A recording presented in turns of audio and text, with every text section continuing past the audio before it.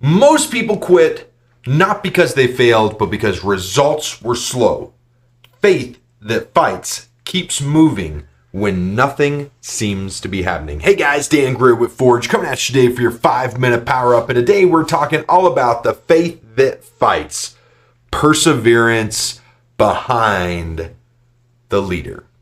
Guys, slow results test belief more than hard moments do. And I want you to realize that, okay? Slow results are going to test your faith. They're going to test your belief in yourself. They're going to test everything that you need to keep moving forward. And they're going to test it more than the hard moments in life do. Okay? Faith isn't proven through the breakthrough. It's forged in the waiting. I want you to hear that one more time. Faith is forged in the waiting. What do I mean by that? Well, it means that God doesn't allow your faith to grow just because you win. He wants to see how much faith you have and how good of a steward you're going to be before he allows you to win big. What happens is, as people, as leaders, we expect to come in and we expect to have this massive win without the work, without the perseverance. Okay? We want the reward without the effort. How many people would love to have $100 million in their bank account, but they don't want the stress that comes with making that $100 million? How many people would love to have $1 million in their personal bank account, but they don't want the stress that comes with making that $1 million? Right? Do you see what I'm saying? We want the reward without being forged for it. And that's probably one of the biggest problems, one of the biggest things that I've seen that goes on with leaders in general is that we're too busy looking for the next big reward to put in the actual work to get us where we need to go. Okay, choosing obedience when progress feels invisible. I want you to think about this for a second. When was the last time you chose to be obedient to your calling, to your faith, when you felt like progress was invisible? So I've got this great thing, okay? Lately, my wife's been really into putting puzzles together, and it gives her quality time with me. We sit down, we work together for the most part. We spend about an hour a day, maybe 30 minutes a day working on it. Morning, night, it doesn't matter. It's whenever it works, okay?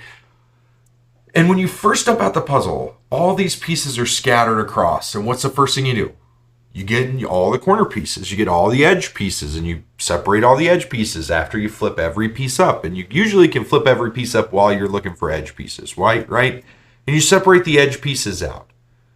Okay, then after you do that, what happens? You start putting the edge pieces together, and you feel really overwhelmed the whole time you're doing this. When you open the box and you see all the jumbled up puzzle pieces, and you see some backs and some fronts, and you're like, oh my gosh, this is going to be horrible. This is going to be so hard. This is going to suck. We're never going to get this done. And then you just start putting the edge pieces together. And all of a sudden you're like, oh, well, this isn't that bad. And then you start getting all the edge pieces together. And then you're like excited. You're like, oh yeah, this one's got a whole bunch of little pine needles in it. We're going to do this corner. And so you separate all the pine needles out. And then you get a little overwhelmed because you're sitting there looking at them. And you're like, oh, none of these pieces are going together. You get like 4 or 5 pieces in. Then you got to walk away and you got to come back to it. Okay? But you never stop. You choose to keep doing it. You do the work daily without the applause. At the end of the puzzle, you get gratitude. You actually get gratitude multiple times as you do the puzzle because you'll get a little section done. You're like, oh, I got this canoe done. This is so exciting. Oh, I got this giraffe done. This is amazing. Right? And you're like, you're so proud of yourself. And you have this little mini celebration that allows you to keep going, allows you to keep building the puzzle. Leadership in life is very much the same way. You're going to get something that's going to happen. You're going to be like, yes, score. And you're going to keep moving. Okay? But you have to trust.